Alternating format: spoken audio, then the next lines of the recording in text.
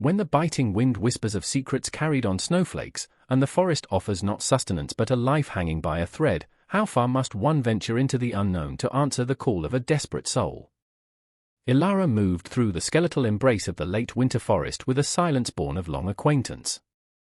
Each crunch of her snowshoes on the frosted crust was a calculated sound, absorbed by the heavy, grey sky that pressed down like a shroud. Kale, her Siberian husky, trotted a few paces ahead, his plumed tail a proud banner against the monochrome landscape, his breath misting in the frigid air. His ears, dark points against the white fur of his head, swiveled constantly, parsing the subtle language of the wilderness, a language Ilara understood almost as well as he did. They were hunting, not for sport, but for sustenance, for the lean meat that would see them through the final, desperate clench of winter before the thaw brought relief to the high valleys. The air was sharp, stinging her exposed cheeks, the scent of pine and frozen earth a familiar perfume. She adjusted the worn leather strap of her rifle on her shoulder, her gaze sweeping the dense stands of fir and the clearings between, looking for the flick of a deer's ear, the dark bulk of an elk against the snow. Her own breath came in measured clouds, her body a well-oiled machine against the cold, honed by years spent in these unforgiving mountains. It was Kale who alerted her first. Not with a bark, he was too well trained for that, but with a low, almost inaudible whine, a subtle shift in his posture. He froze, one paw lifted, his head cocked towards a dense thicket of aspens, their white bark stark against the deepening gloom of the afternoon. Ilara's hand instinctively went to the cold steel of her rifle. Her eyes, narrowed against the glare of the snow, followed his line of sight. There was no animal movement, no rustle of unseen creatures. Only the oppressive silence of the deep woods, a silence that suddenly felt wrong, heavy with an unspoken tension. "What is it, boy?" she murmured, her voice a low breath. Kale whined again, a sound of distress rather than aggression, and took a hesitant step forward, then looked back at her, his intelligent blue eyes filled with an urgent plea. Ilara's heart, usually steady as a drumbeat, quickened. This was not the behavior of a dog that had scented prey. This was something else. She moved cautiously, her rifle now held ready, her senses straining. As she rounded the thicket, she saw it, a splash of unnatural color against the white, a dark shape half buried in a snowdrift at the base of a jagged outcrop of rock. Her stomach tightened. It was a man. He lay sprawled, face down, one arm flung out as if reaching for something just beyond his grasp. A tattered fur cloak, dusted with fresh snow, did little to conceal the unnatural angle of his leg. Dark stains, frozen and stark, marred the snow beneath him. Ilara approached slowly, Kale now pressed close to her leg, emitting a soft growl that was more fear than threat. She knelt, her gloved hand reaching out to touch the man's shoulder. "Hey," she called softly, then louder, "Mister? Can you hear me?" There was no response. With a grunt of effort, she rolled him over. His face was pale, tinged with blue around the lips, his eyes closed. A thick, unkempt beard was matted with ice and a trickle of frozen blood from a gash on his forehead. He was breathing, but shallowly, his chest barely rising and falling. His clothes were those of a settler or a trapper, worn and patched, inadequate for the brutal cold if he'd been out here for long. He was younger than she first thought, perhaps in his late 20s, his face gaunt with suffering. A raw, jagged wound, poorly bandaged with a strip of torn linen, showed on his exposed calf, the fabric around it dark and stiff. Sepsis, she thought grimly, or at the very least, a raging infection. He stirred then, a low moan escaping his chapped lips. His eyelids fluttered, revealing eyes clouded with pain and disorientation. "Water," he rasped, his voice like dry leaves skittering across stone. Ilara's mind raced. Her small, one-room cabin was a good 3 hours hard trek from here, even for her. For him, in this state?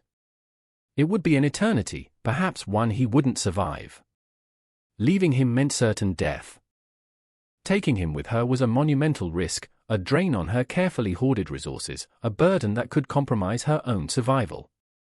A flicker of an old memory, sharp and unwelcome, pierced through her, another winter, another desperate situation, a loss that still ached like a phantom limb. She pushed it down. This man was alive, here, now. His eyes, unfocused as they were, found hers.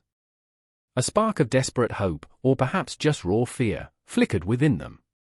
"Help me," he whispered, the words barely audible. "Cabin, nearby, warm." Ilara frowned. She knew this area intimately. There were no other cabins within half a day's travel, none that were inhabited. "Whose cabin?" she asked, her voice gentle but firm. "Where?" He coughed, a raw, wet sound that shook his frail body. "Mine, not far, please." His head lolled to the side, his eyes closing again. Delirious, most likely. But the mention of a cabin, any cabin, was a sliver of possibility. If he had managed to get this far from some shelter, perhaps it was indeed closer than she thought. And if he had shelter, he might have supplies. She checked his pulse. Thready, weak, but there. She looked at the sky. The light was already fading, the air growing colder with the approaching night. A storm was brewing, she could feel it in the shift of the wind, the way the snow particles stung her face. To leave him was to condemn him. Her own carefully constructed solitude, her fiercely guarded independence, suddenly felt like a selfish indulgence in the face of this raw human need. With a sigh that seemed to carry the weight of the entire winter, Ilara made her decision. She unslung her pack, pulling out her emergency shelter half and a small flask of lukewarm tea. "All right," she said, more to herself than to the unconscious man. "All right, let's see about this cabin of yours." She had to get him warm, conscious enough to guide her. She forced a little tea between his lips. He choked, then swallowed convulsively. His eyes flickered open again, a little more focused this time. "Cold," he shivered. So cold Ilara began to work, her movements efficient and practiced. She gathered dry tinder and wood, her small hatchet making quick work of dead branches. Soon, a small, carefully shielded fire crackled to life, its warmth a fragile defiance against the encroaching wilderness. Kale lay down near the man, offering his own body heat, licking tentatively at his icy hand. Ilara found herself watching the dog, a strange ache in her chest. It was the vulnerability of the man, the unquestioning loyalty of her companion, that chipped away at the icy shell she'd built around her heart. She knew this was a fool's errand, dragging a half-dead stranger through a blizzard to a cabin that might not even exist. But as she looked at his pale, suffering face, she also knew she couldn't do anything else. The wilderness had presented her with a life, not a kill, and her instincts, honed by survival, screamed at her to protect it. The man, whose name she didn't even know, was now her responsibility. The hunt was over, a different, more perilous kind of struggle had just begun. The fire, though small, managed to push back the immediate, biting chill. Ilara worked quickly, assessing the injured settler's condition more thoroughly. The gash on his forehead was superficial, but the leg wound was far more alarming. It was deep, inflamed, and the makeshift bandage was soaked through with a foul-smelling discharge. She carefully cut away the tattered trouser leg. The flesh around the wound was swollen, red, and streaked with angry purple lines. Infection was not just a risk, it was a raging reality. She cleaned it as best she could with snowmelt and the last of her antiseptic herbs, her touch surprisingly gentle for hands more accustomed to skinning game and wielding an axe. The man, he'd mumbled something that sounded like Thomas during a brief moment of lucidity, flinched and groaned but didn't regain full consciousness. His skin was clammy and hot to the touch, despite the ambient cold. "Fever. A bad one." "Thomas," she said firmly, lightly shaking his shoulder. "Thomas, you need to tell me about this cabin." "Which direction? How far?" His eyes fluttered open, glassy and unfocused. "Cabin?" he mumbled, his gaze drifting towards the north, deeper into the dense, snow-choked forest. "Hidden path, by the twisted pine, follow the raven's call." Cryptic, delirious ramblings. Useless. Ilara sighed, a plume of white mist in the frigid air. There was no raven's call in this dead of winter, only the mournful sigh of the wind through the barren branches. And the twisted pines were a common sight in these high, windswept territories. Her own cabin was south, back the way she'd come. Going north felt wrong, leading her further into unfamiliar territory, away from her own scant but known resources. Yet, his insistence, however fragmented, gave her a sliver of desperate hope. What if he wasn't entirely delirious? What if some instinct, some memory of survival, was guiding his words? She had to make a crude traver. Cutting 2 long, sturdy saplings, she lashed them together with lengths of rope from her pack, then wove a bed of smaller branches and her shelter half between them. It was a clumsy affair, but it would have to do. Moving him onto it was a struggle. He was heavier than he looked, a dead weight, and every movement elicited a pained groan that tore at Ilara's composure. Cale whined anxiously, nudging Thomas's hand with his wet nose as if to offer comfort. Finally, he was secured. Ilara adjusted the makeshift harness over her own shoulders. The added weight was immense, the drag of the travois on the uneven, snow-covered ground a brutal strain. She looked north, into the deepening gloom. If there was a cabin, it was their only chance. Her own was too far, especially with the storm closing in. The first snowflakes, large and wet, began to fall, melting on her face. The wind picked up, howling through the trees like a hungry wolf. "All right, Cale," she grunted, leaning into the harness. "Let's go find this phantom cabin." The journey was a special kind of hell. Every step was an agony. The snow deepened with alarming speed, clogging the runners of the travois, making each pull a Herculean effort.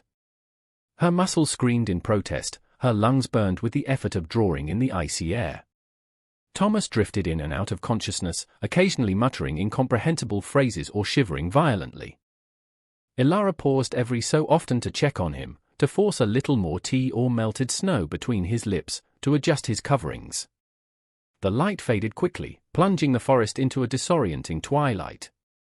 She relied on Cale's keener senses, his ability to navigate in the near darkness, his occasional low growl a warning of treacherous ice patches or hidden obstacles beneath the snow. Her mind, numbed by cold and exhaustion, began to play tricks on her. Shadows danced at the periphery of her vision, taking on monstrous shapes.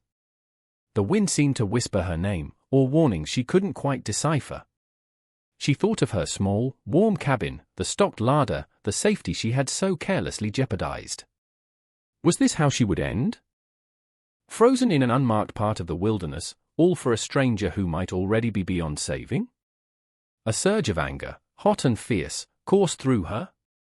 Anger at her own foolish compassion, anger at the cruel indifference of the elements, anger at the man whose life now depended entirely on her. But beneath the anger, a stubborn current of determination flowed. She wouldn't give up.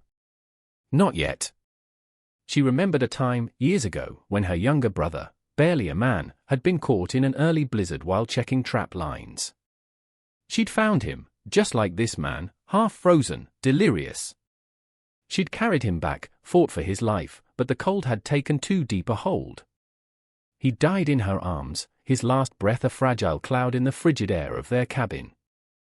The memory, usually locked away, now fueled her steps. She wouldn't let it happen again. She couldn't. "Twisted Pine," Thomas suddenly mumbled, his voice surprisingly clear for a moment. His eyes were open, staring vaguely ahead. "Big one, split by lightning, path is, behind it." Ilara stopped, panting, her heart leaping. She scanned the dense woods around them. It was nearly dark now, the falling snow creating a white curtain that limited visibility to a few feet. But then Cale barked, a sharp, single yap, and pointed his nose to their right. Ilara squinted, peering through the swirling flakes. And there it was. A massive, gnarled pine, its trunk blackened and scarred, one huge branch jutting out at an unnatural angle, undeniably split by lightning. It stood like a grim sentinel at the edge of a barely discernible game trail, one she'd never noticed before. Hope, fragile but potent, surged through her. "Hold on, Thomas," she whispered, her voice hoarse. "We might just make it." She pulled the travois onto the narrow path. It was slightly more sheltered here, the trees growing closer together, offering some protection from the wind and snow. The going was still tough, but the sense of a definite direction, a tangible goal, lent her renewed strength. Another hour, or perhaps it was 2, time had lost all meaning in the relentless struggle, and the path began to descend slightly. Cale, who had been scouting ahead, returned, whining softly and nudging her hand, then running a short distance forward and looking back, urging her on.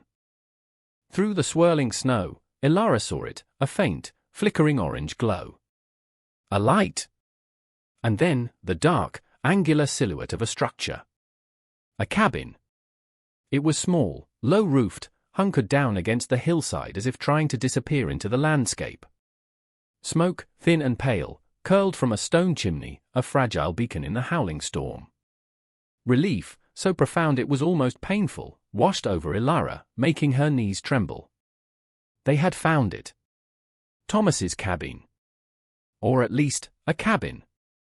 Whether it was safety or something else entirely remained to be seen, but for now, it was shelter from the storm, and that was all that mattered. The cabin was even smaller and more dilapidated up close than it had appeared from a distance. The logs were chinked with mud and moss, some rotting at the base where the relentless snows had piled high year after year. A single window, small and grimed, glowed faintly from within, the light a pale orange, likely from a meager fire or a sputtering lamp. The door was a crude affair of rough-hewn planks, secured with a simple wooden latch. Snow was piled deep around the structure, drifted almost to the eaves on the windward side, giving it a half-buried appearance. It looked less like a home and more like a temporary, desperate refuge. Ilara lowered the traver, her muscles screaming in protest, her body trembling with exhaustion and cold. Cale sniffed cautiously at the threshold, a low rumble in his chest. "Easy, boy," Ilara murmured, though her own senses were on high alert. There was a smell in the air, faint beneath the scent of wood smoke and pine, something else, something metallic and slightly sweet. Blood, old and new. Her stomach clenched.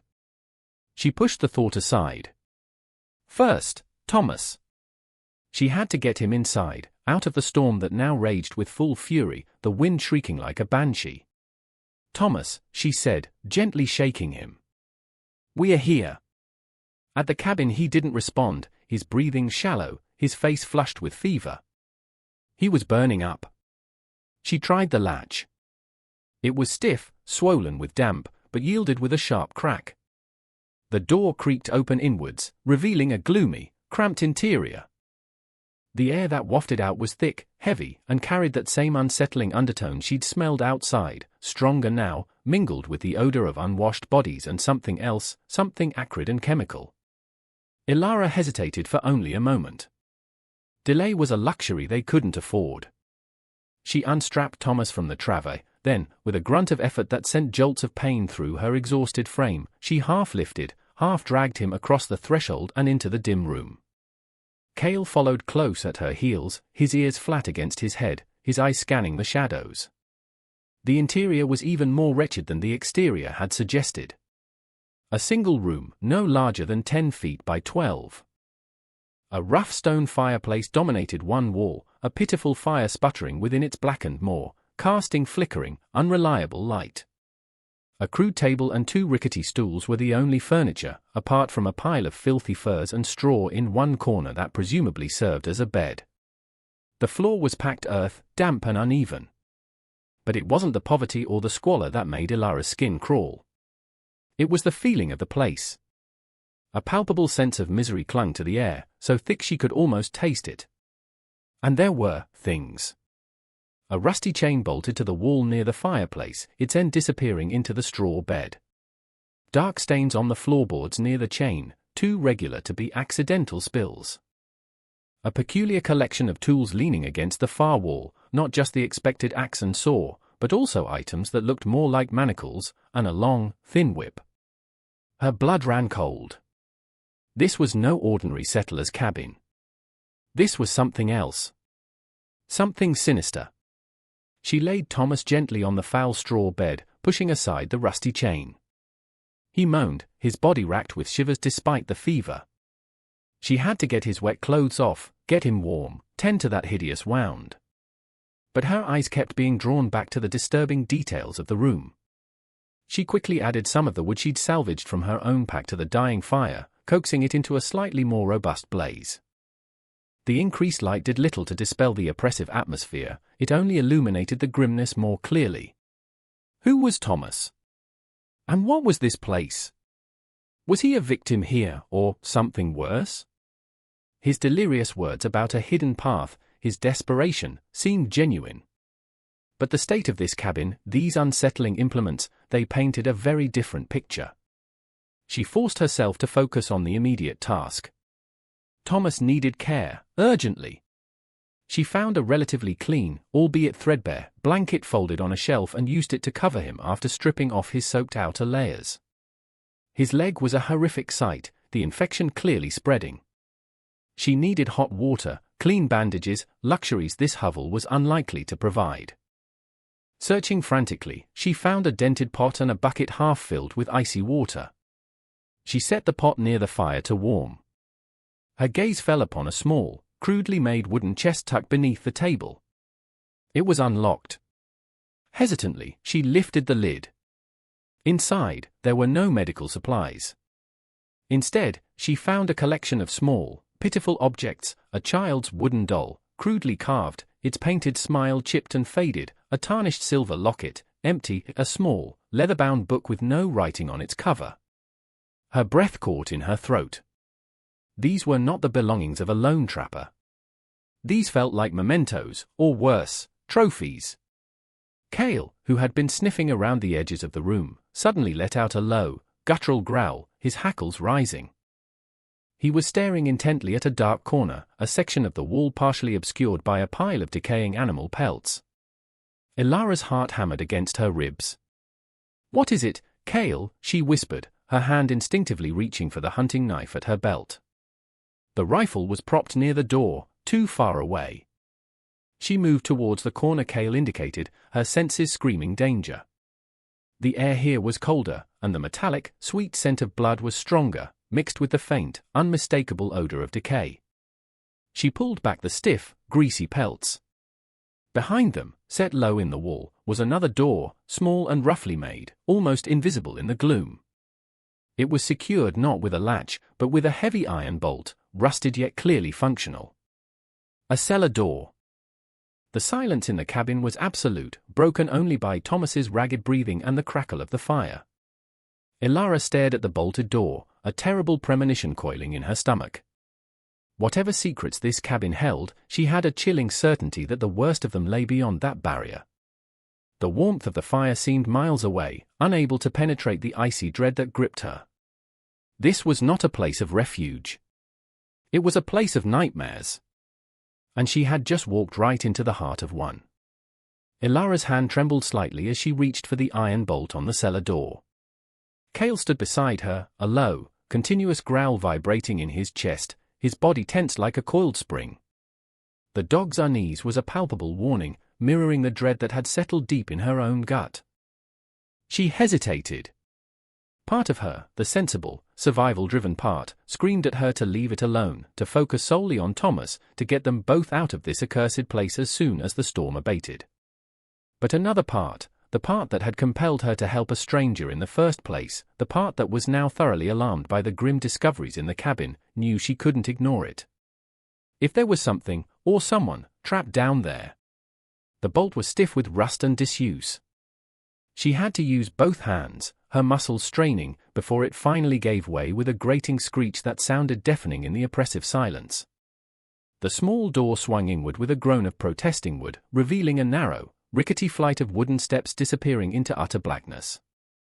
A gust of cold, dank air billowed up from the opening, carrying with it an intensified version of the foul odor she'd noticed before: damp earth, mildew, stale blood, and something else, something that spoke of prolonged human misery.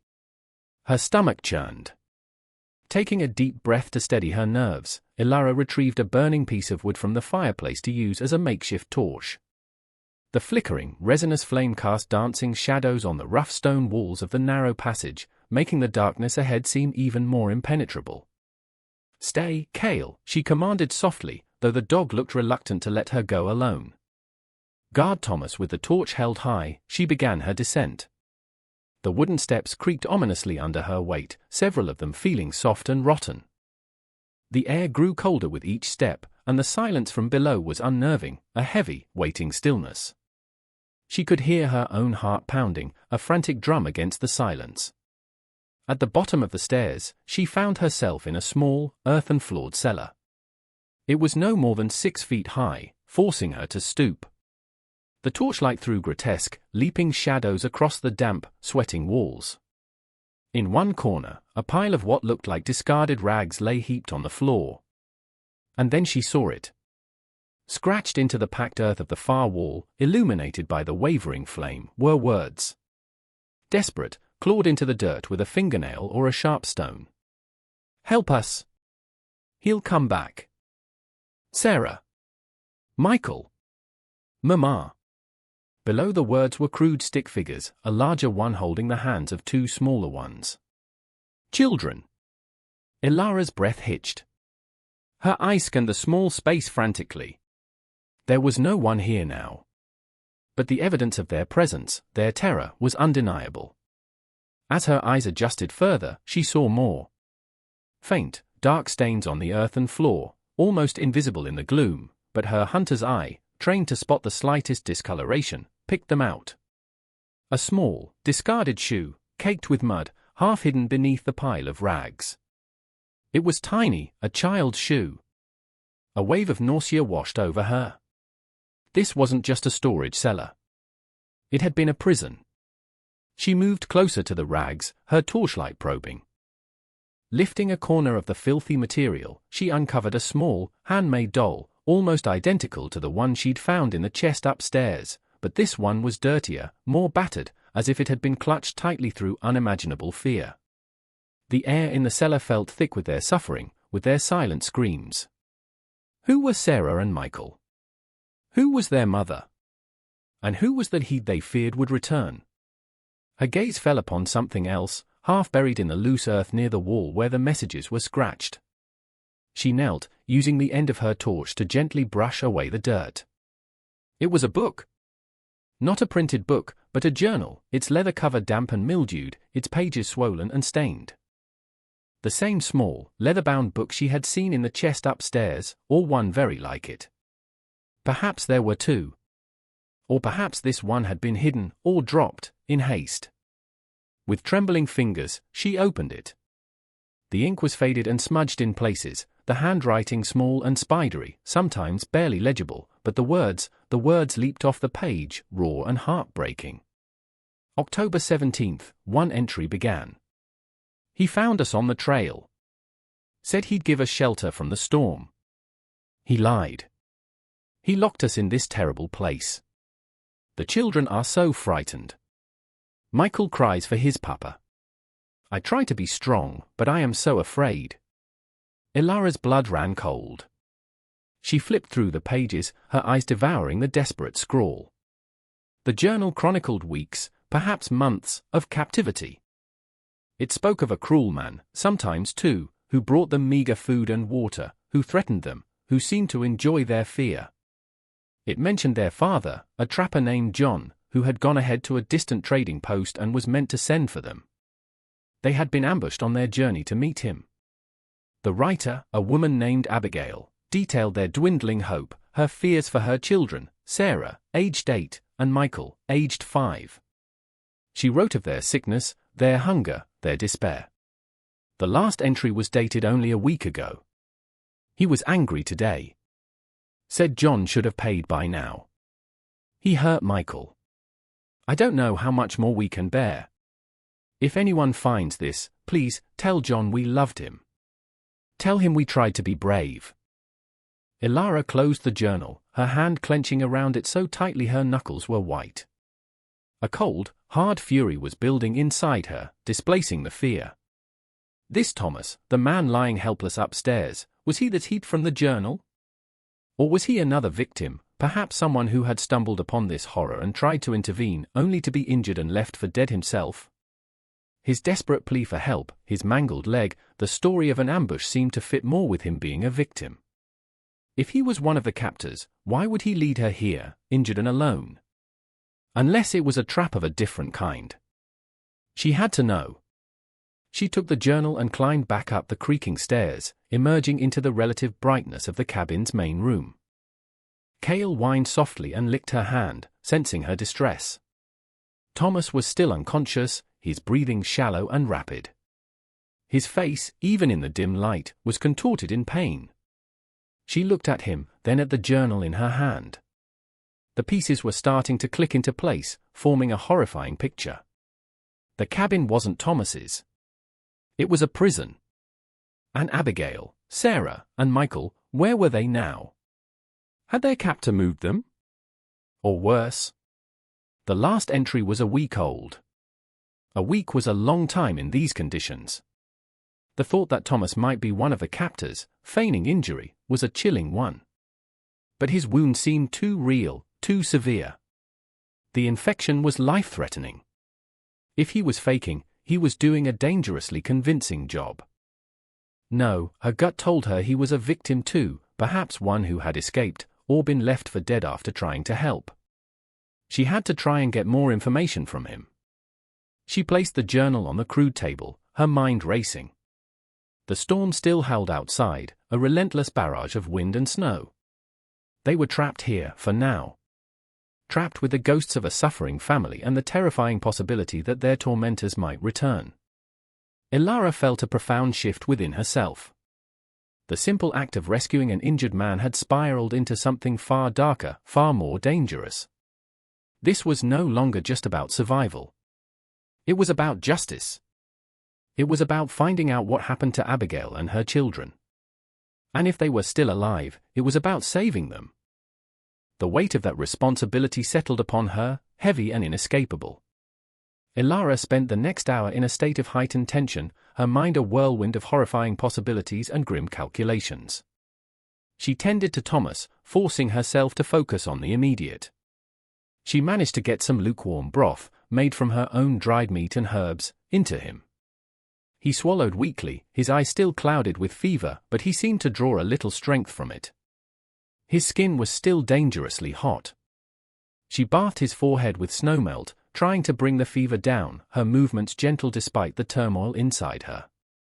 Every so often, her gaze would drift to the journal lying on the table, its presence a silent testament to the horrors this cabin had witnessed. The words she had read in the cellar replayed in her mind, he was angry today. He hurt Michael. The thought of the children, Sarah and Michael, suffering at the hands of a brutal captor, filled her with a cold rage. She had to know more. She had to understand Thomas's connection to this nightmare. Was he that he Abigail wrote of? Or was he, as his own desperate state suggested, another victim? She sat by his side, watching his face, willing him to wake, to offer some explanation. Cale lay at her feet, his head resting on his paws, but his eyes were alert, flicking towards the door every time the wind rattled it with particular violence. The dog's unwavering vigilance was a small comfort in the oppressive atmosphere. After what felt like an eternity, Thomas stirred. His eyelids fluttered, then opened. This time, there was a faint glimmer of awareness in his pain-filled eyes. He looked around the squalid room, his gaze confused, then settled on Ilara. Water? He rasped, his throat dry. Ilara held a cup of snowmelt to his lips, supporting his head. He drank greedily. Where, he began, then his eyes widened slightly as he seemed to take in his surroundings more fully. A flicker of fear, or perhaps recognition, crossed his face. The cabin. Yes, Ilara said softly, her voice carefully neutral. We made it to a cabin. Is this yours, Thomas? He frowned, a line of pain etching itself between his brows. No, not mine. I was trying to get away from what? She pressed gently. From who? Thomas closed his eyes for a moment, as if gathering his strength, or perhaps struggling with a painful memory. Men, he finally whispered. Cruel men. They had a family. Kept them in the cellar. His words confirmed her worst fears, and also offered a sliver of relief that he was not one of them. Abigail? Ilara asked, watching his reaction closely. And her children, Sarah and Michael. Thomas's eyes snapped open, wide with surprise and a new surge of fear. You know them? How? Ilara picked up the journal from the table. I found this.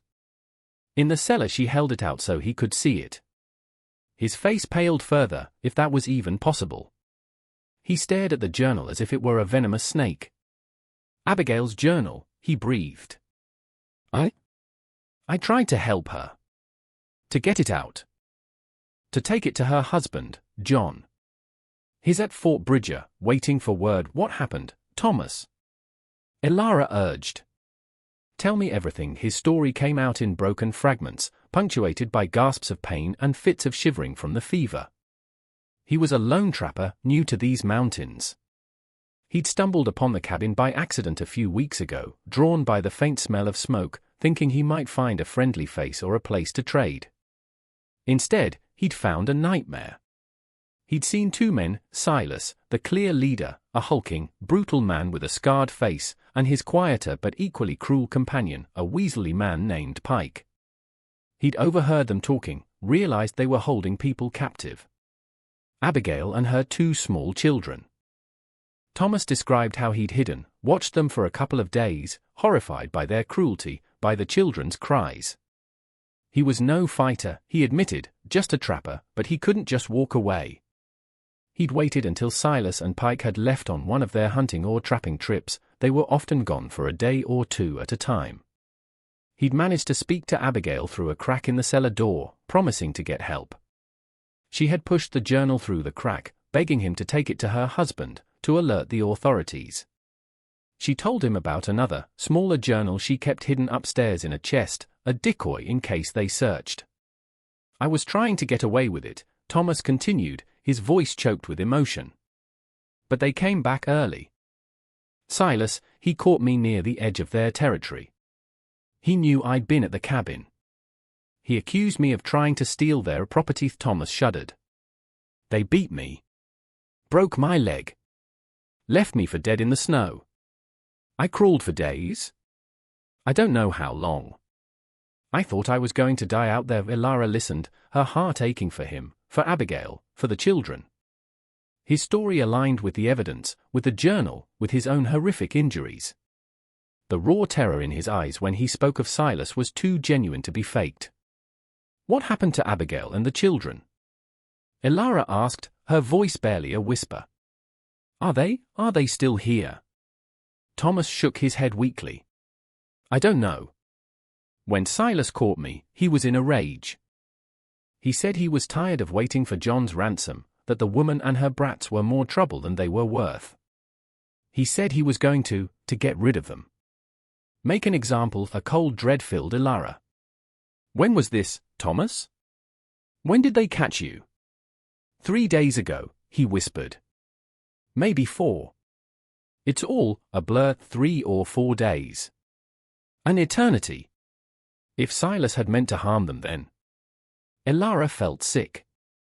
But a small, stubborn spark of hope refused to be extinguished. Silas had said he was going to get rid of them. That didn't mean he had, not yet. Perhaps he'd moved them. Perhaps he was waiting for something. "These men, Silas and Pike," Elara said, her voice hardening. "Do they come back here often?" Thomas nodded. "It's their main camp, I think. They store their furs here, their supplies." They were talking about a big haul they were expecting. More furs, maybe something else they'd stolen. They were planning to head out to sell it all soon, before the thaw makes the passes impossible. This was crucial information. If they were planning to return for their goods, they would be back. And if Abigail and the children were still alive, they might be brought back here, or Silas might return to ensure no trace was left. Elara stood up, her mind made up. The storm still raged, but it couldn't last forever. When it broke, she would have to act. She couldn't go to Fort Bridger, that was days away, time they didn't have. She couldn't abandon Thomas. The responsibility was hers, and hers alone. "Rest now, Thomas," she said, her voice softer than she felt. "You need to save your strength." He looked up at her, his eyes filled with a mixture of gratitude and despair. You can't face them alone. Silas is a monster. Pike is a weasel, but he's dangerous too." "I'm not alone," Elara said, glancing at Cale, who thumped his tail once on the floor. "And I'm not helpless." She wasn't a soldier or a lawman. She was a hunter. She knew how to track, how to lay traps, how to survive in the harshest conditions. And she knew how to protect what was hers. Right now, the hope of finding Abigail and her children, of bringing them to safety, felt like it belonged to her. The cabin, once a symbol of dread, now felt like a potential battleground. The weight of responsibility was immense, but it was also clarifying. Her purpose was clear. She had to prepare. The storm raged for another full day and night, a relentless white fury that sealed them within the oppressive confines of the cabin. Ilara used the enforced confinement to the best of her ability. She tended to Thomas, who, despite her efforts, seemed to be sinking deeper into the fever's grip. His wound was hot and angry, the streaks of infection spreading further up his leg. She cleaned it as best she could with boiled water and the last of her medicinal herbs, but she knew it wasn't enough. He needed proper medicine, a doctor. She kept him hydrated, forcing sips of water and weak broth between his cracked lips. He drifted in and out of a fitful, delirious sleep, muttering about Silas, about the children, about the cold. His vulnerability was a constant, aching reminder of the stakes. When she wasn't tending to Thomas, Ilara meticulously examined the cabin and its meager contents, her mind working like a seasoned general planning a defense. Her own supplies were dwindling. She had her rifle and about 20 rounds of ammunition, her hunting knife, a small hatchet, and the ropes from her pack. The cabin itself offered little in the way of defensive materials, but she noted the sturdiness of the door, the single small window that could be barricaded, the stone fireplace that offered some cover. The cellar, she decided, was too much of a trap to be useful as a hiding place unless absolutely necessary. She studied Abigail's journal again, searching for any detail, any clue about Silas and Pike's habits, their routines, their weaknesses. Abigail had written about Silas's explosive temper, his arrogance, his fondness for a particular brand of cheap whiskey, a bottle of which Ilara found half empty under the table. Pike was described as more cunning, quieter, always watching. They usually returned from their expeditions in the late afternoon or early evening. They were typically armed with rifles and knives. Kale was her early warning system. The dog remained preternaturally alert, his ears constantly twitching, his nose testing the air that seeped in around the ill-fitting door. Several times, he rose with a low growl, staring intently at the door, only to settle again when the sound proved to be nothing more than the wind or a falling branch. Each time, Ilara's heart leaped into her throat. The waiting was a torture, a slow tightening of a vice around her nerves. Her internal monologue was a constant battle between hope and despair. What if the children were already dead? What if Silas and Pike never returned, and she was left here with a dying man, with no way to get help? She thought of her own solitary life, the quiet routine of her days, the independence she cherished. All of it had been shattered. This intrusion of violence and suffering had irrevocably changed something within her. She found herself thinking of Abigail's courage, writing in that journal, clinging to hope in the face of such brutality. She thought of Sarah and Michael, their innocence stolen. A fierce, protective instinct, deeper than she'd ever known, rose within her. These were not just names in a journal anymore, they were real, and she felt an almost maternal desperation to find them, to save them. On the morning of the third day since their arrival, the storm finally began to break. The wind died down to a mournful sigh, and the relentless snowfall eased, then stopped altogether. A watery, pale sun tried to pierce through the thinning clouds, casting a weak, ethereal light on the transformed landscape. The world outside was a sea of white, silent and pristine, beautiful and deadly. Ilara knew this was her window of opportunity. If Silas and Pike were indeed planning to return for their goods, it would be soon, before the deep snow became too difficult to traverse, even for them. She had to assume they were coming. She checked Thomas. His breathing was a little easier, his fever perhaps a fraction lower, but he was still very weak, barely conscious. "Thomas," she said, her voice low and urgent. "The storm has broken. I need to prepare. If they come back, you need to stay as quiet as possible. Don't try to move, don't make a sound, no matter what you hear." He blinked slowly, his eyes struggling to focus on her. Be careful," he whispered, a flicker of fear in his gaze. Silas, a devil." Ilara nodded grimly. I know, she set about her preparations with a grim determination.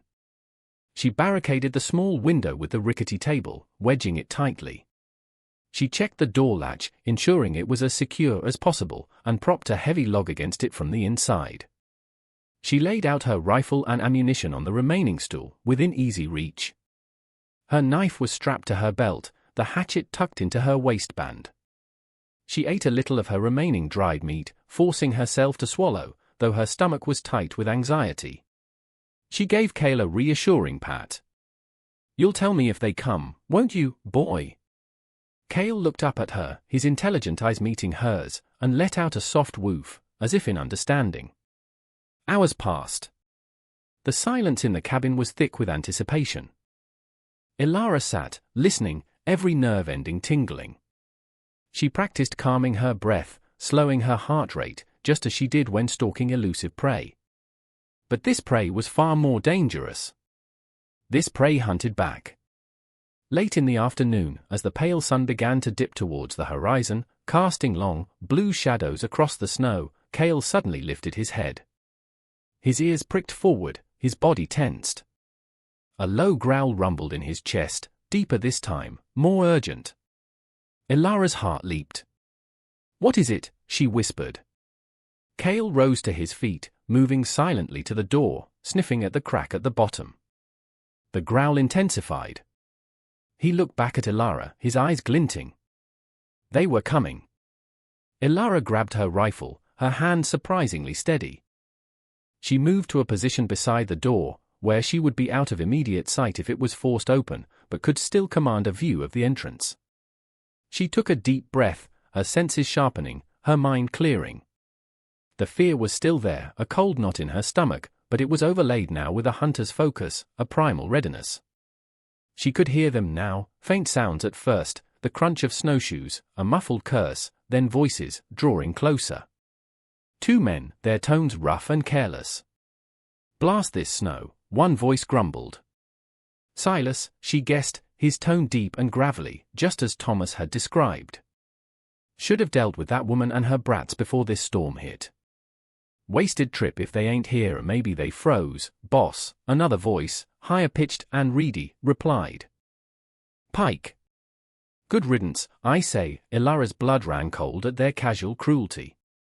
They were close now, just outside the door. She heard the crunch of snowshoe stop, the creak of leather. A heavy fist pounded on the door. "Oi! Anyone in there?" Silas bellowed. Silence.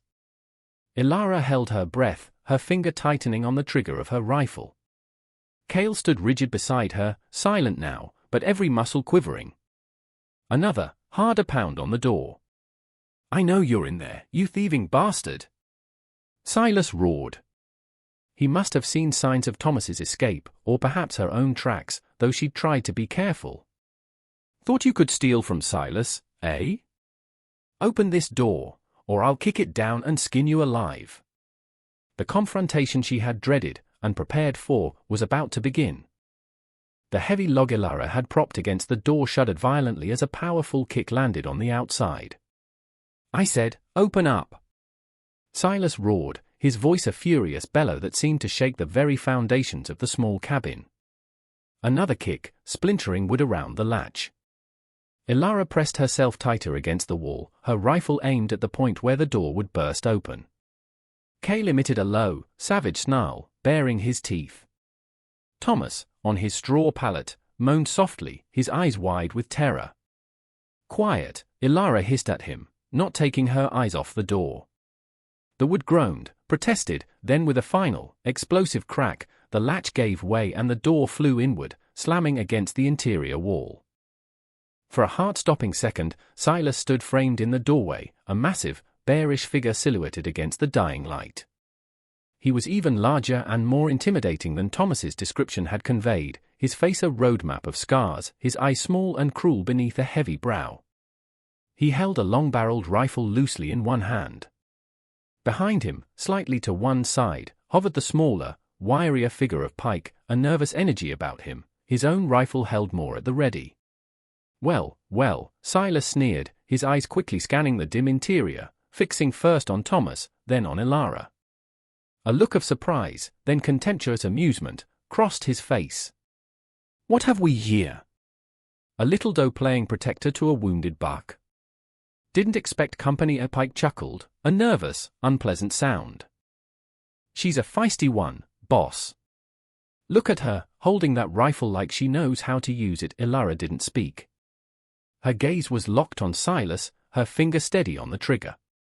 She knew that the moment of surprise was her only advantage. She couldn't afford to hesitate. "Where are the women and children?" Ilara's voice was low, steady, colder than the wind outside.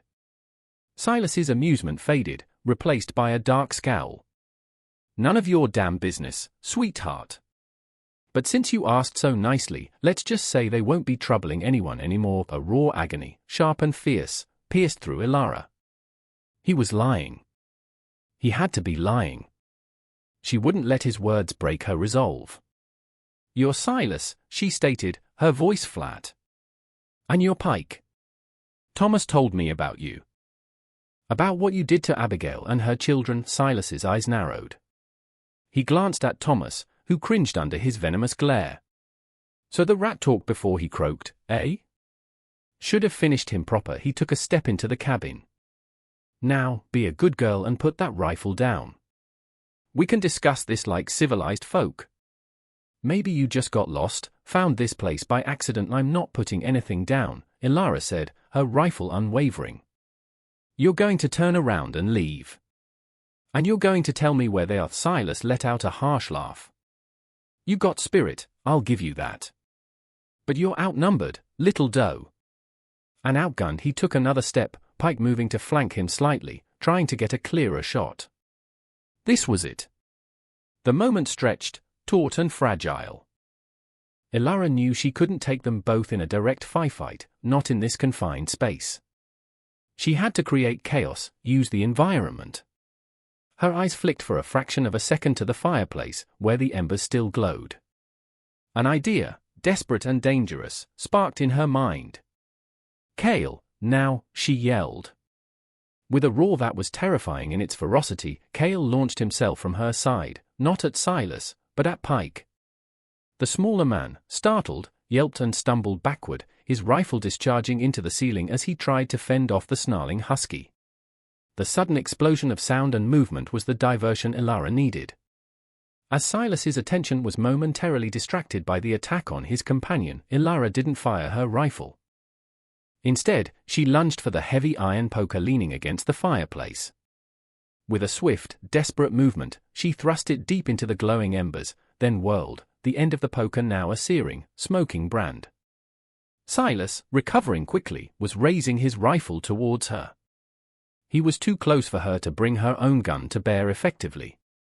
"You bitch," he snarled, but before he could fire, Ilara swung the red-hot poker in a wide, desperate arc. It connected not with his body, but with his rifle, striking the wooden stock with a sickening crack and a shower of sparks. The heat was intense. Silas roared in pain and surprise as the hot metal grazed his hand, forcing him to drop the weapon. It clattered to the earthen floor. Pike was screaming, trying to fight off Cale, who had his teeth sunk into the man's thick coat sleeve, dragging him down. Ilara didn't hesitate. Silas was momentarily disarmed, but still incredibly dangerous. She dropped the poker and drew her hunting knife, its polished blade gleaming in the dim light. She lunged, not with the finesse of a trained fighter, but with the desperate courage of a cornered animal protecting its own. Silas, recovering from the shock, backhanded her across the face, a brutal blow that sent her staggering, stars exploding in her vision. But she held onto the knife. He lunged for her, his massive hands reaching for her throat. She ducked under his grasp, adrenaline surging through her, and thrust the knife upwards, aiming for his side, for any vulnerable point. The blade met resistance, then sank into flesh. Silas bellowed in agony, a sound that was more animal than human. He stumbled back, clutching his side, his face contorted in a mask of rage and pain. Dark blood welled between his fingers. Pike, meanwhile, had managed to kick Cale away, sending the dog yelping, but Cale, ever resilient, was already scrambling back, snarling, ready to re-engage. Pike, however, had had enough. Seeing his formidable boss wounded, Pike's courage deserted him. He scrambled to his feet, his eyes wide with terror, and bolted out the open door, disappearing into the twilight. Silas, bleeding heavily, glared at Ilara with pure, unadulterated hatred. "You'll pay for this," he gasped, his voice hoarse. He lurched towards his fallen rifle. Ilara knew she couldn't let him reach it. She kicked out, her boot connecting with his injured side. He howled again and crumpled to his knees. She scooped up his rifle, then backed away, her own weapon still trained on him. "It's over, Silas," she said, her voice trembling slightly, but firm. "Where are they? Where are Abigail and the children?" Silas spat a bloody curse at her. Go to hell. He tried to rise, but a wave of dizziness seemed to overcome him, and he slumped forward, unconscious or feigning it. Cale, panting, came to Ilara's side, licking her hand, his body still thrumming with adrenaline. Ilara quickly checked on Thomas. He was pale, terrified, but unharmed. Are you all right?" he whispered. "I think so," Ilara breathed, her body starting to shake now that the immediate danger had passed. She looked at the bleeding, unconscious form of Silas, then towards the empty doorway through which Pike had fled. One down, one escaped. But the most important question remained unanswered. Where were the children? The victory felt hollow, incomplete. The fight was far from over. The silence that descended upon the cabin after Pike's panicked flight and Silas's collapse was heavy, broken only by Silas's ragged breathing, Thomas's occasional whimper of pain, and Ilara's own ragged gasps as adrenaline began to recede, leaving behind a bone-deep weariness and a tremor in her limbs. Cale nudged her hand again, a soft whine escaping him, his gaze fixed on Silas's prone form. "It's okay, boy," Ilara murmured, though she felt anything but okay. Her cheek throbbed where Silas had struck her, and a metallic taste of blood filled her mouth. She cautiously approached Silas. He was still breathing, but shallowly. The knife wound in his side was bleeding profusely, staining the earthen floor a dark, viscous red. She had to stop the bleeding, not out of compassion for him, but because she needed him alive. He was her only link to Abigail and the children. Using strips of cloth torn from one of Silas's own discarded shirts she found in a heap, she fashioned a crude pressure bandage, her movements quick and impersonal. He groaned as she tightened it, his eyelids fluttering, but he didn't regain consciousness. She searched him quickly, finding a wicked-looking skinning knife in his belt and a small pouch containing a few coins and a flint and steel. Nothing that offered any clues. With considerable effort, using one of the ropes from her pack, she managed to bind his hands securely behind his back and tie his ankles together. He was a big man, and even unconscious, he was a heavy, awkward weight. She dragged him away from the center of the room, propping him against the wall, as far from Thomas as possible. Then she turned her attention to her own small store of resources. Her rifle, Silas's rifle, both loaded. Her knife, now stained with Silas's blood. The hatchet. Ammunition was her main concern, she was running low. Pike was still out there. He knew she was here, he knew Silas was captured or worse. Would he return? Unlikely, given his cowardly flight. More probable was that he would flee the territory, or perhaps try to gather reinforcements, though that seemed less likely for a man of his character. Her immediate priority, however, was information. She had to get Silas to talk. She took a moment to check on Thomas. He was watching her with wide, fearful eyes. He won't kill them, will he? Thomas whispered, his voice hoarse. Silas said they were already gone. Ilara shook her head, trying to project a confidence she didn't entirely feel. Men like Silas lie, Thomas. They boast. He wanted to scare us. We can't give up hope, but a cold dread lingered in her heart. What if Silas had been telling the truth? What if her efforts were already too late? She couldn't let herself think that way. She had to focus. She retrieved the dented pot, now filled with lukewarm water from the melted snow, and splashed some on Silas's face. He sputtered, coughed, and his eyes slowly opened, glazed with pain and fury. He glared at her, his bound state only intensifying his malevolence. "You, untie me," which, he snarled, his voice weak but venomous. "Pike will be back. He'll bring others." "You'll regret this." Pike ran like a scared rabbit, Ilara said calmly, though her heart pounded. "He's not coming back for you. It's just you and me, Silas. And you're going to tell me where Abigail and her children are." Silas laughed, a harsh, grating sound that turned into a grimace of pain. "Find them yourself." If there's anything left to find, his cruelty was chilling. Ilara felt a surge of anger, but she fought it down. She needed to be strategic, not emotional. "Where did you take them, Silas?" she pressed. "Were they in this cabin when you caught Thomas?" He remained stubbornly silent, his eyes burning with hatred. Ilara sighed. This wasn't going to be easy. She looked around the squalid cabin, her gaze falling on the half-empty bottle of whiskey she'd found earlier. An idea, distasteful but potentially effective, began to form. She picked up the bottle.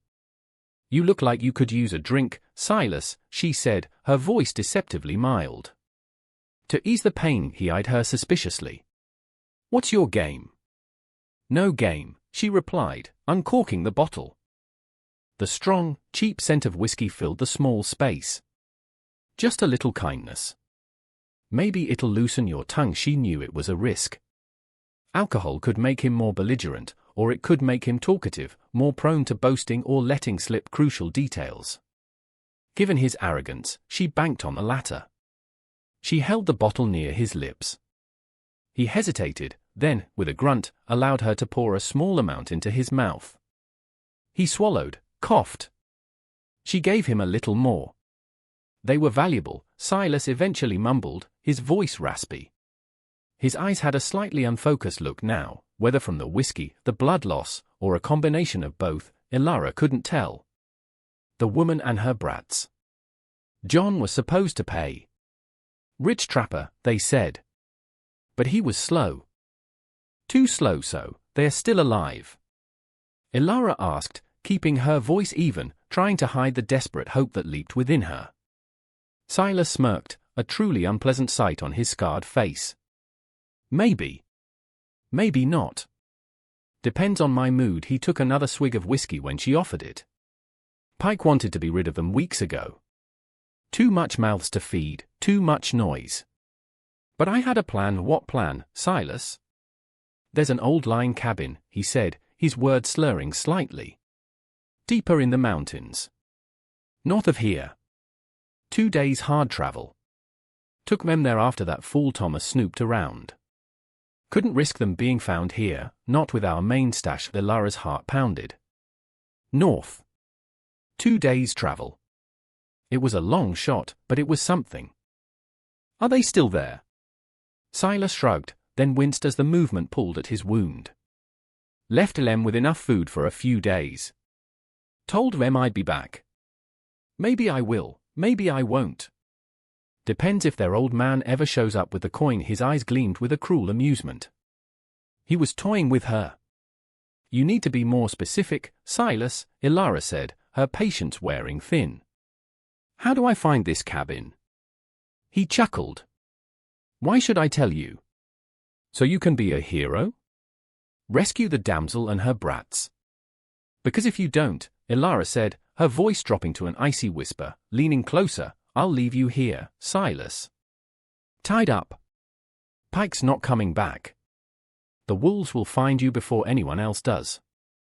And they're not as quick as a bullet." The threat hung in the air. Silas's smirk wavered. He knew she wasn't bluffing. He'd seen the steel in her eyes when she'd fought him. He was a bully, used to intimidating others, but he was also a pragmatist when it came to his own survival. After a long, tense silence, he finally spoke, his voice sullen. "Follow the frozen creek, the one that runs past the burnt-out trapper's post, about 5 miles north of here. Keep it on your left. After about a day, you'll see a distinctive rock formation, looks like a wolf's head. The trail to the cabin starts there, goes up into the high pass. It's well hidden." He gave her a few more grudging details, landmarks, a rough sketch of the route. Ilara listened intently, memorizing every word. She didn't fully trust him, but the details sounded plausible. It was her only lead. "Are they guarded?" she asked. Silas shook his head. "No need. Nowhere for them to go. Cabin solid. They're locked in." He closed his eyes, a wave of weakness washing over him. The whiskey and blood loss were taking their toll. Ilara stood up. She had what she needed, or at least, a starting point. The relief was immense, but it was quickly followed by the daunting reality of the task ahead. 2 days hard travel, in this terrain, with her dwindling supplies, and Thomas to consider. And then, a rescue. Pike was still a wild card. Could he have gone to this other cabin? Unlikely, if he was as cowardly as he seemed. But she couldn't rule it out. She looked at Silas, now slumped and barely conscious. She couldn't leave him here to die, not like this. Despite everything he'd done, that wasn't her way. But she couldn't take him with her either.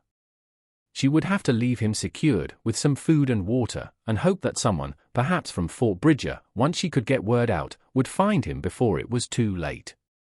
Or perhaps Pike, in a fit of conscience or greed for Silas's share of the loot, might return. Her priority now was Abigail and the children. Every hour counted. The confrontation was over, but the true climax of this ordeal, the race against time to save innocent lives, was just beginning. The first pale light of dawn was filtering through the grimy window when Ilara made her decision. She couldn't delay any longer. Silas had drifted into a feverish, restless sleep, his earlier bravado gone, replaced by occasional pain-filled mutters. She had rechecked his bonds, ensuring they were secure but not cutting off circulation. She left him water and a small portion of her remaining dried meat within his reach, though she doubted he had the strength or inclination to use them. It was the most she could do, a compromise between justice and her own ingrained aversion to letting even a monster die of neglect if she could prevent it. Thomas's condition was her more immediate concern. His fever had broken slightly during the night, but he was still incredibly weak, his leg horribly swollen and discolored. He couldn't travel, not like this. Leaving him here alone, even with Silas incapacitated, felt wrong, dangerous. Pike was still out there. Wild animals were a constant threat. "Thomas," she said gently, shaking his shoulder. He opened his eyes, which were clearer now than they had been in days. "You have to stay here," she told him, her voice firm but kind. "I've secured Silas. I've left you water and some food. Barricade the door after I leave. Use the log. Don't open it for anyone unless you're certain it's me or help I've sent." He nodded weakly, his gaze filled with a mixture of fear and gratitude. "What about you? And them? Abigail and the children?" "I'm going after them," Ilara said. "Silas told me where they might be." "It's a long shot, Thomas, but I have to try. Be careful," he whispered, his hand reaching out and weakly gripping hers for a moment. You're a good woman," Ilara, her name on his lips, felt strange. He was the first person to use it in what felt like a lifetime. She squeezed his hand briefly. "Stay strong, Thomas. Help will come." Her pack was light. Too light.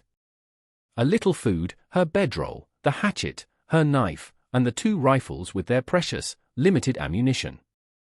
Cale stood by the door, whining softly, his tail thumping anxiously. He knew she was leaving, and he wanted to come. But she needed him here, with Thomas. "You stay, Cale," she commanded, her voice gentle but firm. "Guard him. You understand?" "Guard Thomas." The husky looked from her to Thomas, then back to her, a look of profound understanding in his intelligent eyes. He licked her hand, then went to Thomas's side and lay down, his head on his paws, watching the door. Ilara felt a lump in her throat. Her dog was her most steadfast companion, and leaving him was a wrench. But Thomas needed a protector more than she did right now. She took one last look around the squalid cabin, a place that had become a crucible of fear, violence, and a dawning, terrible responsibility. Then, she slipped out into the cold, crisp morning air. The world was a blanket of fresh snow, dazzlingly white under the rising sun. The air was clean, sharp, invigorating after the stale confines of the cabin. She took a deep breath, orienting herself. North. Follow the frozen creek. She found the creek easily enough, a silver ribbon winding through the snow-covered trees. The going was difficult. The snow was deep in places, undisturbed except for the tracks of deer and rabbits. She moved with the relentless, ground-covering pace of the experienced woods dweller, conserving her energy, her senses alert for any sign of pike or other dangers. The silence of the forest was profound, broken only by the crunch of her snowshoes and her own steady breathing. Her thoughts were a tumultuous mix of hope, fear, and grim determination. 2 days' travel. Could they have survived that long, alone in a remote cabin, with meager supplies? Were Silas's directions accurate, or was this a cruel trick, sending her on a fool's errand while he somehow engineered his escape? She pushed the doubts away. She had to believe. She had to keep moving. Hours passed. The sun climbed higher, then began its descent. She paused only briefly to eat a little dried meat and melt snow for water. Her body ached with fatigue, but she pressed on, driven by an urgency that bordered on desperation. She found the burnt-out trapper's post Silas had mentioned, a collection of charred logs and a fallen stone chimney, looking exactly as he described it. This small confirmation gave her a renewed surge of hope. His directions were, so far, accurate. As darkness began to fall on that first day, she knew she had to find shelter. Pushing herself too hard in the dark, in unfamiliar territory, was foolish. She found a shallow overhang of rock, sheltered from the wind, and cleared a small space in the snow. She built a tiny, almost smokeless fire, just enough to provide a little warmth and allow her to melt more snow. Sleep was fitful, punctuated by dreams of frightened children's faces and Silas's malevolent laughter. She woke before dawn, stiff and cold, but resolute. She ate the last of her dried meat, saving only a small handful of berries and nuts she'd foraged. Water would not be an issue, with all the snow, but food was becoming critical. She needed to find Abigail and the children soon, not just for their sake, but for her own. The second day was even harder. The terrain grew steeper, more rugged, as she climbed higher into the mountains. The creek became a narrow, ice-choked gorge. Several times she lost the faint trail Silas had described, only to find it again after anxious searching. Her legs burned, her lungs ached, but the image of Sarah and Michael, their names scratched into the cellar wall, kept her going. Late in the afternoon, when she was almost ready to give up, to admit defeat, she saw it. Jutting out from a high ridge, silhouetted against the bruised purple of the evening sky, was a rock formation that uncannily resembled a wolf's head, its stone snout pointing towards a narrow, almost invisible pass. Relief, so profound it almost buckled her knees, washed over her. This was it. The final landmark. The trail to the cabin started here. The pass was steep and treacherous, littered with loose scree hidden beneath the snow. She had to pick her way carefully, her rifle slung across her back, using her hands for balance. The air grew thinner, colder. And then, as she rounded a narrow bend, she saw it. Tucked into a small, sheltered bowl on the mountainside, almost invisible against the grey rock and snow, was a tiny, dilapidated log cabin. A thin tendril of smoke, so pale it was almost invisible, curled from its chimney. Someone was there. Her heart leaped into her throat. Were they alive? Was it Abigail and the children? Or had Pike somehow beaten her here? Or worse, had Silas sent her into a trap, with other members of his gang waiting? She unslung her rifle, her hands cold but steady. She moved slowly, cautiously, using the scattered boulders and stunted pines for cover, her eye scanning every detail of the cabin and its surroundings. There were no fresh tracks in the snow around it, apart from what looked like small animal prints. The silence was absolute. As she drew closer, she saw that the single window was dark, shuttered from the inside. The door was closed tight. She reached the cabin wall, pressing herself against the cold logs, listening. At first, nothing. Then, a faint sound from within. A child's cough. Elara's breath caught. They were here. They were alive. Ilara's heart hammered against her ribs, a wild drum of hope and trepidation. A child's cough. It was faint, weak, but undeniable. They were here. Alive. She moved silently along the cabin wall to the door. It was crude, made of thick, weathered planks, and likely barred from the inside, if Silas's words were to be believed. There was no handle, only a small hole where a latchstring might have once been. She pressed her ear to the cold wood, listening intently. She could hear faint rustling sounds now, perhaps movement, and then a low murmur, a woman's voice, too soft to distinguish words, but unmistakably gentle, comforting. Abigail. It had to be.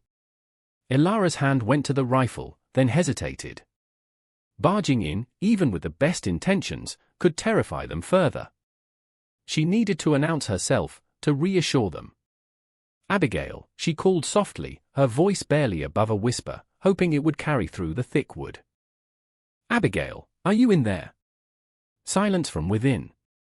The rustling stopped. Ilara could picture them inside, frozen, listening, hearts pounding with fear. My name is Ilara, she continued, keeping her voice calm and steady. Thomas sent me. Thomas, the trapper. He told me you were here.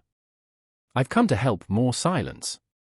Then, a small, hesitant voice, a child's voice, high-pitched and trembling. Mama? Is that the angel Papa promised would come? Ilara's throat tightened. She fought back a wave of emotion. I'm not an angel, little one, she said, her voice thick. But I am a friend. Abigail, please. Silas is, he won't be bothering you anymore. Pike has fled. You're safe now, but we need to get you out of here. A long pause. Then, the sound of a wooden bar being slowly, cautiously lifted from the inside. The door creaked open a few inches, revealing a sliver of darkness. A pair of wide, frightened eyes peered out. Abigail's eyes, Ilara guessed, filled with a desperate, fragile hope. Who are you, really? Abigail's voice was a hoarse whisper, raw with exhaustion and fear. How do we know we can trust you? Thomas is alive, Ilara said quickly. He's injured, back at the other cabin. He told me about Silas, about everything. He gave me your journal. She reached into her pack and pulled out the small, leather-bound book, holding it up so Abigail could see it through the crack. There was a sharp intake of breath from inside. The door opened a little wider. Abigail's face was pale and gaunt, her eyes shadowed with unimaginable suffering, but they also held a fierce, protective light as she looked past Ilara, scanning the surroundings. Are you alone? She asked. Yes, Ilara confirmed. Silas is incapacitated. Pike ran. There's no one else. The door swung open fully. Abigail stood there, a thin, frail figure, her dress torn and dirty, but her posture, despite everything, held a stubborn dignity. Behind her, clinging to her skirts, were two small children, a girl and a boy, their faces pale and smudged, their eyes enormous in their thin faces. Sarah and Michael. They looked terrified, but also curious. Please, Abigail said, her voice trembling, come in. It's so cold. Ilara stepped inside. The cabin was tiny, even smaller and more wretched than Silas's other hovel. A single small window, tightly shuttered, let in no light. The only illumination came from a tiny, smoky fire struggling in a crude stone hearth. The air was cold and stale, thick with the smell of fear and unwashed bodies. A pile of dirty straw in one corner served as their bed. There were no other furnishings. Sarah, the older child, perhaps 8, stared at Ilara with wide, solemn eyes. Michael, who looked no more than 5, hid his face in his mother's skirt, peeking out shyly. You're not one of them, Sarah whispered, her voice barely audible. Ilara knelt down, so she was at their eye level. She offered them a gentle smile, though her heart ached at their evident trauma. No, sweetheart. I'm not one of them. I'm here to take you away from here. To take you to your papa. At the mention of their father, both children's eyes lit up with a desperate hope. Michael even dared to take a step forward. Papa, he whispered. You know Papa. I don't know him personally, Ilara said softly. But Thomas told me about him. He's waiting for you. He loves you very much. Abigail sank onto the edge of the straw bed, her body trembling. Relief, so long denied, seemed to wash over her, leaving her weak. I can't believe it, she stammered, tears welling in her eyes. I thought we were going to die here. You're safe now, Ilara reiterated, though she knew their journey to true safety was far from over. But we need to leave as soon as possible. This place isn't secure. She looked around the miserable cabin. Do you have any food left? Abigail shook her head. He left us a little, but it ran out yesterday. The children, they're so hungry. Ilara's own meager supplies were almost gone. She had only a handful of nuts and berries. It wasn't nearly enough for 3 more people, especially children, for a 2-day journey back. All right, Ilara said, her mind already working, planning. First, we get some warmth into you. Then we figure out the food situation. I have a little, but we'll need more. She helped Abigail build up the fire, adding some of the dry branches she'd gathered outside. The increased warmth and light seemed to dispel some of the oppressive gloom. She shared her remaining nuts and berries with the children, who devoured them ravenously, their small hands trembling. While they ate, Abigail told Ilara more about their ordeal. About Silas's cruelty, Pike's sly taunts, the constant fear, the cold, the hunger. She spoke of her husband, John, a good man, a loving father, and her desperate hope that he would find them. Her resilience, her determination to protect her children in the face of such horror, filled Ilara with a profound admiration. As darkness fell outside, Ilara knew they couldn't travel that night. The children were too weak, and she needed to rest too. She would stand watch. She barricaded the door as best she could and sat near the fire, her rifle across her lap, while Abigail and the children huddled together on the straw, finally succumbing to an exhausted sleep. Ilara watched them, a fierce protectiveness swelling in her chest. She had found them. She had fulfilled the first part of her promise. But getting them back, through the wilderness, with no food and the ever-present threat of Pike, or even other dangers, was a monumental challenge. Tomorrow, she would need to hunt. Their survival depended on it. And as she sat there, in the flickering firelight, surrounded by the sleeping forms of the family she had risked everything to save, Ilara felt a profound shift within herself. The solitude she had once cherished felt distant, almost alien. She was no longer just a hunter surviving alone in the wilderness. She was a protector, a guardian. And for the first time in a very long time, she didn't feel entirely alone. The fate of this small, vulnerable family was now intertwined with her own. The climax of their rescue was yet to come, on the long, perilous journey home. The journey back was an agonizing crawl, a testament to human endurance and the raw will to survive. Ilara rose before dawn, her senses already alert. Abigail and the children were still asleep, huddled together for warmth, their faces etched with a fragile peace Ilara was determined to protect. Her first priority was food. Leaving Abigail with the rifle and strict instructions to stay inside and keep the children quiet, Ilara slipped out into the pre-dawn gloom. The air was bitingly cold, the snow crisp underfoot. She moved with the ingrained stealth of a predator, her eyes scanning the landscape for any sign of game. Luck, or perhaps the mountain spirits Abigail had prayed to, was with her.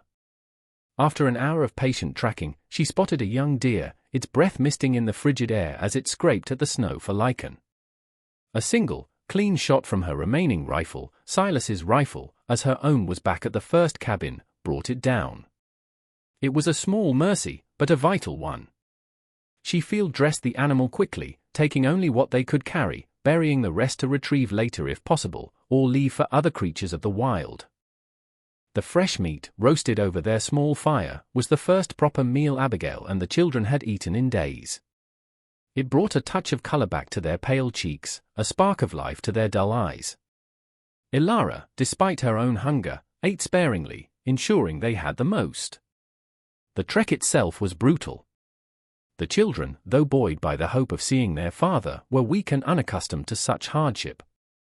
Sarah, with a quiet fortitude that mirrored her mother's, tried her best, but 5-year-old Michael tired quickly, his small legs struggling in the deep snow.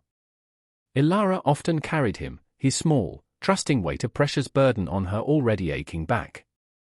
Abigail, though physically frail, possessed an iron will. She pushed herself relentlessly, her gaze fixed on the path ahead, her hand always ready to steady a stumbling child or offer a word of encouragement.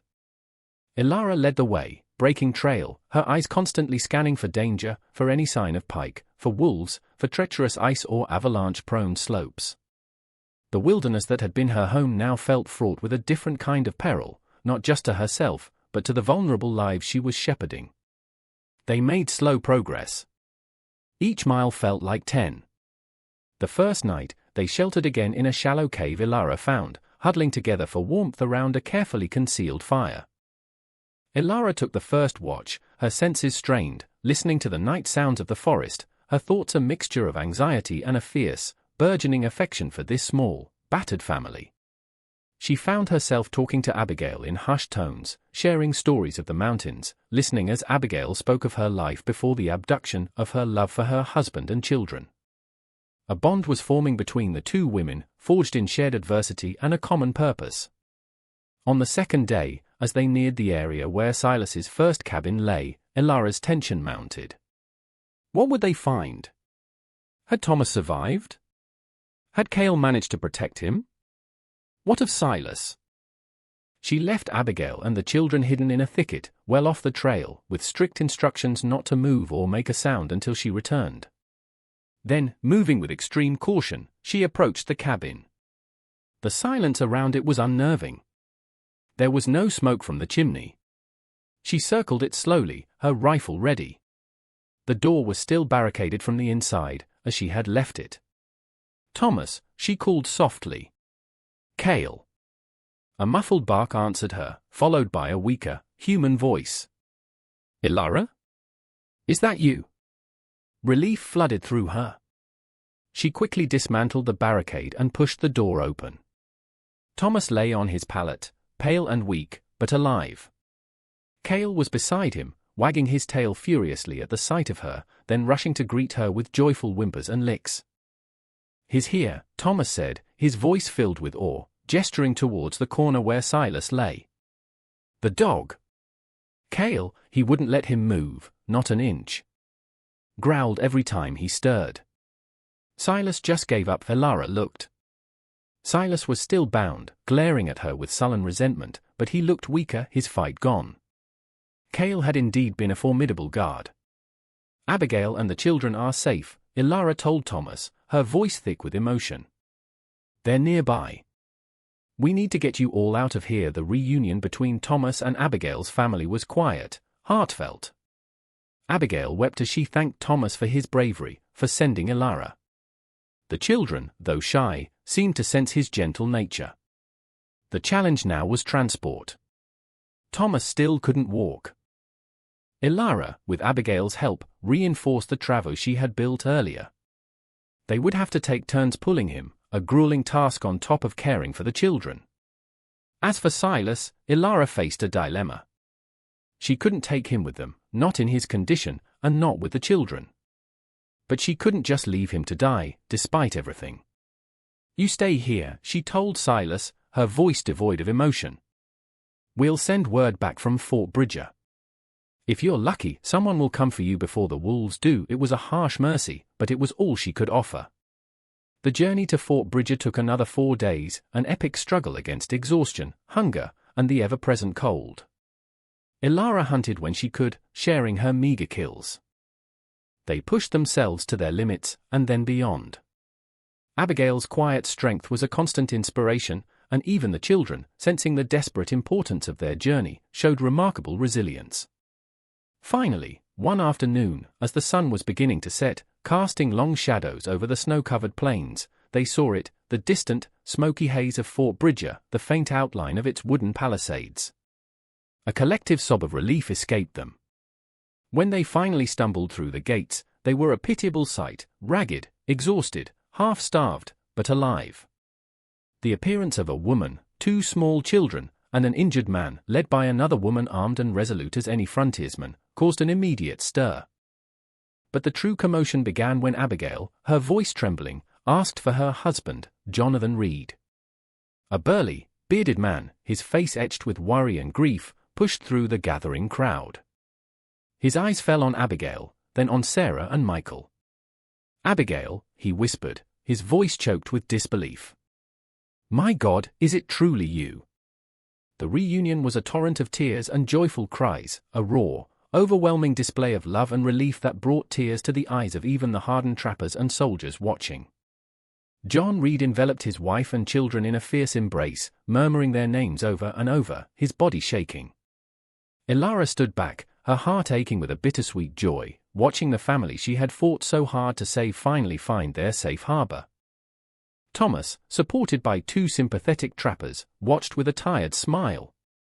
Later, after Abigail had recounted their ordeal, John Reed approached Elara, his eyes filled with a gratitude too profound for words. He gripped her hand, his own calloused and strong. "I owe you a debt I can never repay," he said, his voice thick with emotion. "You saved my family. You saved my world." Elara simply nodded, uncomfortable with the praise. Anyone would have done the same, she demurred. But she knew, deep down, that wasn't entirely true. Many would have turned away, prioritized their own safety. She had chosen a different path. Word was sent back to retrieve Silas, and to see to the proper burial of any remains at the burnt-out trapper's post, if necessary, though Pike was never found. Justice, in its frontier form, would take its course. As the days turned into weeks, and Abigail, Sarah, and Michael began to heal from their trauma, surrounded by the love of their family and the burgeoning community of the fort, Elara found herself at a crossroads. John Reed offered her a permanent place with them, a share in his trapping enterprise, a home. The townsfolk treated her with respect, even awe. But the call of the mountains, the quiet solitude of her own cabin, was still strong. Yet, something had changed within her. The ice around her heart had thawed. She had faced the worst of humanity and found within herself a strength and compassion she hadn't known she possessed. She had forged bonds of friendship and shared experience that couldn't be easily broken. One crisp morning, as the first true signs of spring began to touch the land, Elara stood on the rise overlooking Fort Bridger, Cale at her side. She had made her decision. She would return to her cabin, to the life she knew. But it would be different now. She would not be entirely alone. She carried with her the memory of a rescued family, the gratitude of a good man, and the knowledge that even in the harshest wilderness, both outside and within, compassion could bloom, and courage could light the darkest paths. Perhaps, she thought, as she turned her face towards the distant, snow-capped peaks, true strength wasn't found in solitude, but in the connections we forge, in the lives we touch. And sometimes, the greatest discoveries are not those found in the wild, but those unearthed within oneself when answering the desperate call of another. The wilderness had tested her, and in doing so, had shown her who she truly was.